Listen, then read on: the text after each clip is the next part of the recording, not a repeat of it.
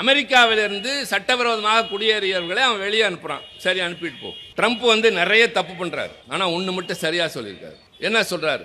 India is a tax terrorist கண்ட்ரிங்கிறார். வரி தீவிரவாத நாடு இந்தியா அப்படின்னு சொல்றாரு. அந்தாலும் அங்கே 105 பேரை அனுப்புறாரு.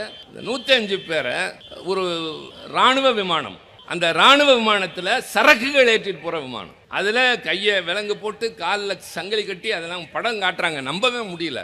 அங்கேருந்து நான் சாதாரணமா ஐநா மன்றத்துக்காக மட்டும்தான் நான் 2 தடவை அமெரிக்கா போயிருக்கேன். அப்பெல்லாம் யோசிப்பேன், எப்படி இந்த ஊருக்கு போயிட்டு வராங்க. வாழ்க்கையே வெறுத்து போறது அந்த பயணத்தில் தான் வெறுத்து போகும். சரியா குறைந்தது 20 மணி நேரம் ஆகும். இந்த 20 மணி நேரம் நல்ல வசதியா பயணம் செய்யறப்பே சிரமமா இருக்கு. 105 பேர் 40 மணி நேரம் வந்திருக்காங்க, சோறு தண்ணி இல்லாம. நாங்க நாடாளுமன்றத்தை அவர் சொல்ற மாதிரி கேட்டது, அவர்கள் அனுப்ப போகிறோம் என்று இந்திய தூதரகத்திற்கு முதலில் சொன்னார்களா? சொல்லி இருந்தால் உங்கள் நடவடிக்கை என்ன? சரி, சொல்லாமல் அனுப்பி இருந்தால் இப்படி கைவிலங்கிட்டு அழைத்து வந்தது உண்மையா என்று விசாரித்தீர்களா?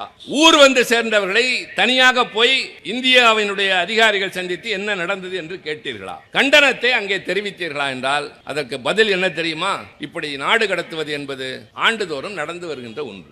பதில், கும்பமேளாவிற்கு செலுத்துகின்ற கவனத்தை அமெரிக்காவிலிருந்து வருகின்றவனுடைய பாதுகாப்பிற்கு பத்திரமாக மரியாதையோடு கண்ணியம் கெடாமல் வந்து சேர வேண்டும் என்பதில் ஒரு அரசாங்கத்திற்கு அக்கறை இல்லை.